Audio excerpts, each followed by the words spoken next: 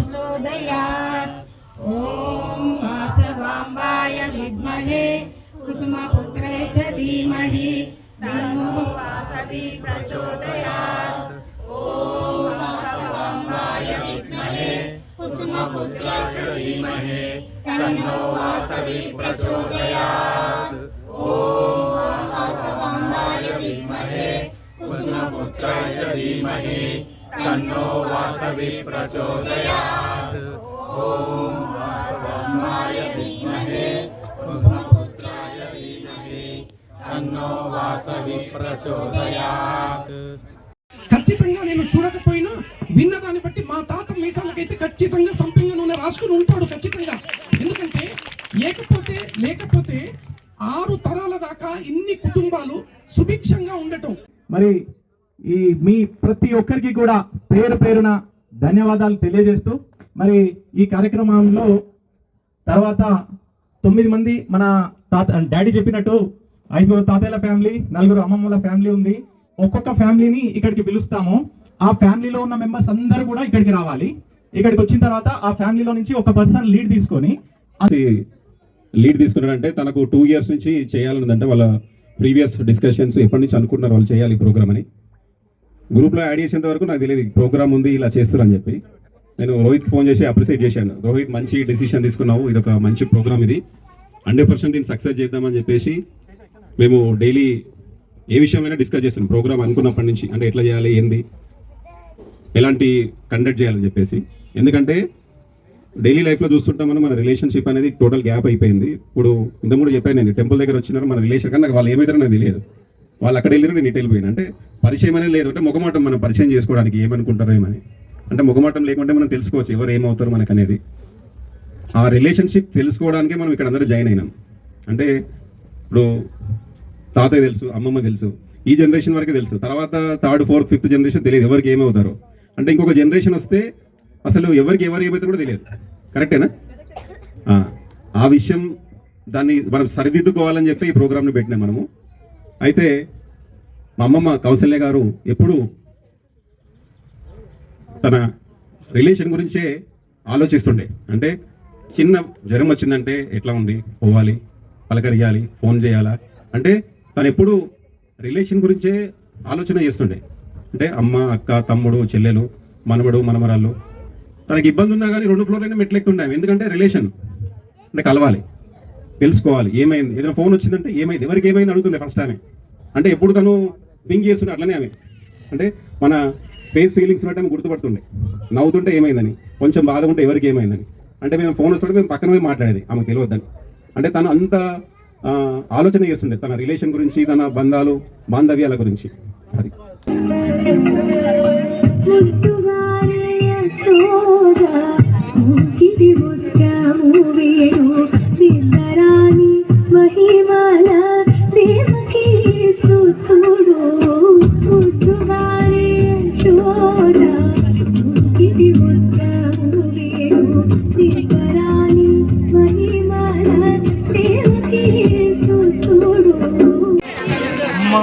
చూసినా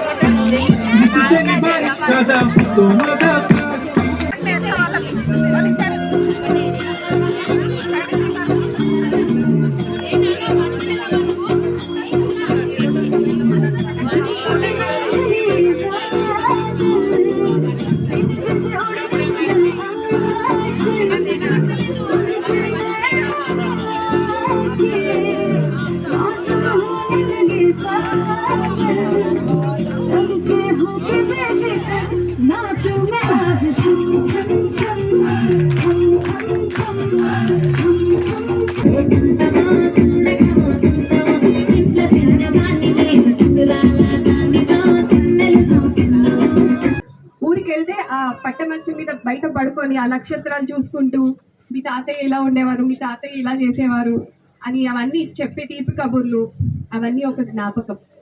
మేము ఎంత అల్లరి చేసినా సహించేది, అలాగే ఏదైనా తప్పు చేస్తే కూడా అలాగే కోపడేది అమ్మమ్మ దగ్గర క్రమశిక్షణ అవన్నీ చాలా నేర్చుకున్నాను నేనైతే.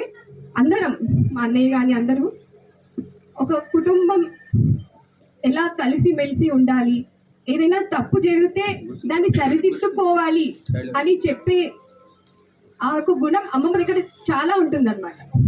వాళ్ళు అన్నారు మనోళ్ళే కదా, మన మీద ప్రేమ ఉంటేనే కదా అనేది తను. సో అది నేను తన నుంచి ఇన్స్పిరేషన్గా తీసుకున్నాను. అంటే మనకి ఇలా ఉన్నారు అని చెప్పేది మన పెద్దవాళ్ళే, ఇప్పుడు మనం అది మన పిల్లలకు కూడా నేర్పించాలి అలాగే. ఓకే అండి, థ్యాంక్ యూ సో మచ్. చలో థ్యాంక్ యూ అక్క, thanks for sharing that memory.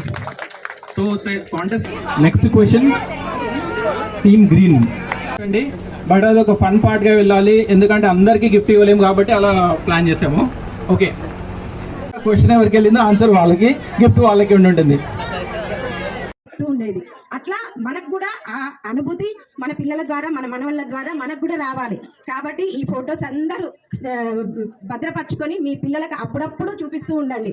మన రిలేషన్స్ వీళ్ళు అవుతారు, వీళ్ళు ఇలా అవుతారు, మీకు ఈ వాళ్ళకు వచ్చే రిలేషన్ అమ్మమ్మలు, తాతలు, బాబాయిలు.